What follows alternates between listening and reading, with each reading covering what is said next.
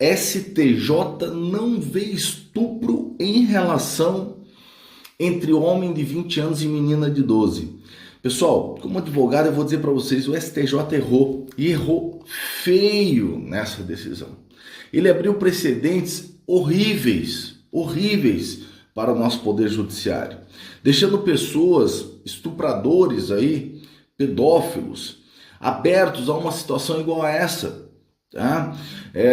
O ministro aqui que votou a favor disso, né? A favor da absolvição do réu de 20 anos, coitado, 20 anos, né? A antecipação da fase adulta não pode carregar um prejuízo maior para aqueles que estão envolvidos, mas ainda para uma criança, que é a prioridade absoluta do sistema brasileiro. Aí ele tá, estou a favor, né, da criança, mas ele diz o seguinte: o Tribunal de Justiça de Minas Gerais, que é um tribunal considerado extremamente rigoroso, reconheceu o erro de proibição em função da idade. Além do mais, era um trabalhador rural com 20 anos de idade na ocasião. O que isso quer dizer? Que por uma questão da idade dele de 20 anos e por ele ser um trabalhador rural, ele teria a condição de estuprar alguém, porque ele desconhecia a questão de lei. Isso aqui, para mim, no meu ponto de vista, como advogado, fere até princípios constitucionais, situações constitucionais que deveriam ser, sem dúvida, deveria recorrer aqui, deveria ter mais um recurso para que a mãe, né, que entrou com o pedido e tudo mais, que representa a vítima, deveria buscar ainda reverter isso. Né? Mas ainda teve uma ministra que foi a favor da condenação. Ela diz que o réu conhecia os familiares da menor, tinha conhecimento da idade da vítima.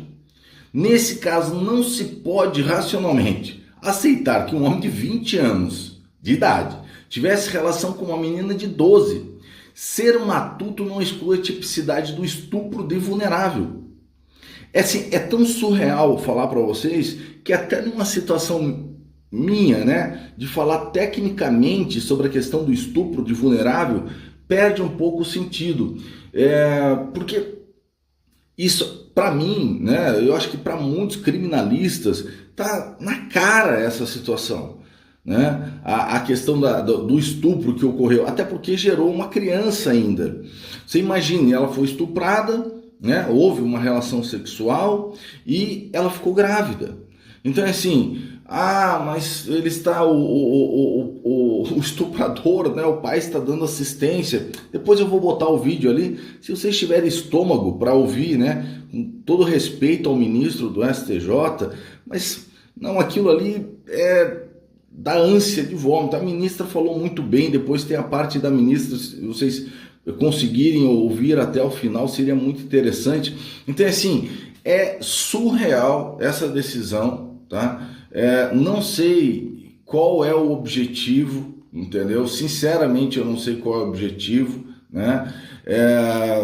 Dessa situação, não sei realmente. O réu havia sido absolvido, tá? Havia sido condenado, perdão, em primeira instância, mas depois ele foi absolvido no Tribunal de Justiça. Então, o juiz de primeiro grau da comarca, né, onde que tudo aconteceu, condenou ele a 11 anos e 3 meses. Mas depois o Tribunal de Justiça dos desembargadores absolveram e posteriormente o Tribunal, o STJ também acompanhou o Tribunal de Justiça. Olha o precedente que isso está abrindo para fins do que a gente hoje, do que a nossa sociedade, não só aqui, mas o mundo inteiro, mas no nosso caso especificamente aqui no Brasil, sofre com a questão da pedofilia. Então fiquem alertas com isso, mas muito alertas, principalmente com seus filhos, filhas, né, menores, porque assim, isso aqui se tornou agora um precedente, uma jurisprudência, mas muito perigosa e muito a favor, no meu ponto de vista, a pessoas que praticam o estupro, né? E aí uma sequência até da própria pedofilia, tá bom? Eu vou botar o vídeo, como eu disse, os direitos ali, né, são todos da UOL, mas que colocou, e também do STJ, da TV do STJ. Se você conseguir ter estômago para aguentar, assista. Um abraço. Uma menina de 13 anos com um rapaz de 20 anos, namoraram, moraram juntos, tiveram união estável, um filho, e nesse sentido não fomos nós, o próprio TJ de Minas Gerais reconheceu, na hipótese, erro de proibição, e as emendas da ministra Daniela são no sentido de que o STJ não pode rever ao tema do erro de proibição em função da súmula 7. Então, eu estou aqui relembrando, senhor presidente, 2 outros precedentes de minha relatoria, no RESP 1.919.722 São Paulo, e no ARESP 277.806 Ceará. Quero reafirmar a defesa intransigente com os direitos da criança, no sentido de que criança menor de 14 anos não foi feito para namorar, foi feito para brincar, para ir para a escola. Todos esses princípios que nortearam a posição da terceira sessão, capitaneada pelo ministro Schetti, né, estou inteiramente de acordo, reafirmo em gênero, número e grau todas as considerações feitas pela terceira sessão. Só que a vida é maior do que o direito. A antecipação da adolescência, a antecipação da fase adulta, não pode acarretar um prejuízo maior para aqueles que estão envolvidos e, mais ainda, para uma criança, que é a prioridade absoluta do sistema brasileiro através do Estatuto da Primeira Infância. Agora temos uma criança e, portanto, não me parece, o pai, ao que consta, não estão mais juntos, mas o pai continua dando assistência a essa criança e, evidentemente, que a mãe da avó não concordou e, por isso, em um determinado momento, depois de eles estarem morando juntos e tal, e, por isso, houve a tramitação do processo. As instâncias ordinárias, o TJ de Minas Gerais, que é um tribunal considerado extremamente rigoroso, né, ele próprio reconheceu o erro de proibição em função da idade, foi união estável, e, além do mais, é um trabalhador rural, com 20 anos de idade na ocasião. E, nessas condições, senhor presidente, eu reafirmo, mais uma vez, toda a principiologia que norteou as decisões e os enunciados, os comandos jurisprudenciais da terceira sessão, mas eu excepciono situações em que a vida é maior do que o direito. Uma breve incursão nas provas trazidas, se verifica que a vítima tinha 12 anos, à época do ocorrido, e o réu tinha 20 anos. Passou a tirá-la das aulas na escola e levá-la com ele, e a se relacionar com ela, e a partir de um determinado momento com ela manter relação sexual. Eu aqui adoto uma campanha do coletivo Me Too Brasil, que é citar as coisas pelo nome.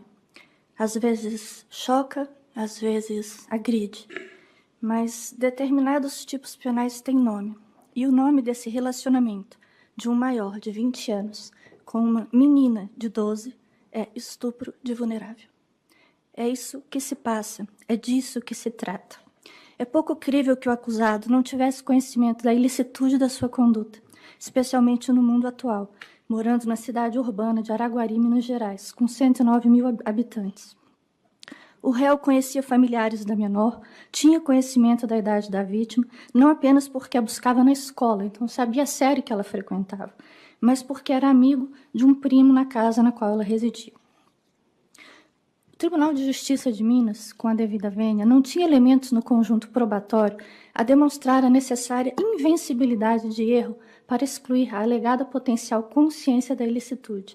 Isso porque o erro de proibição deve levar em consideração as relações do indivíduo com o meio, sua experiência pretérita, características pessoais, local onde vive.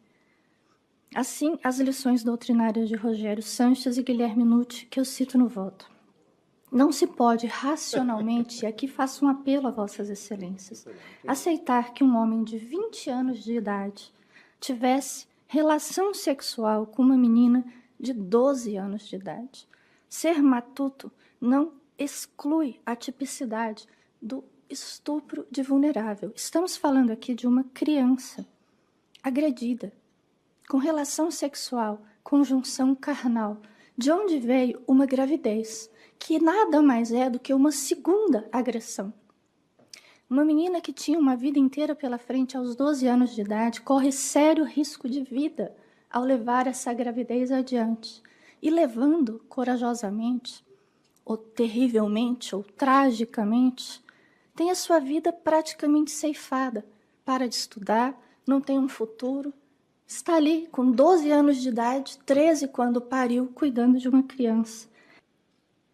Eu vou proclamar o resultado. A turma, por maioria, negou o provimento ao agravo regimental, nos termos do voto do eminente relator, vencidos os ministros Daniela Teixeira e Messória Zulay Neto. Qual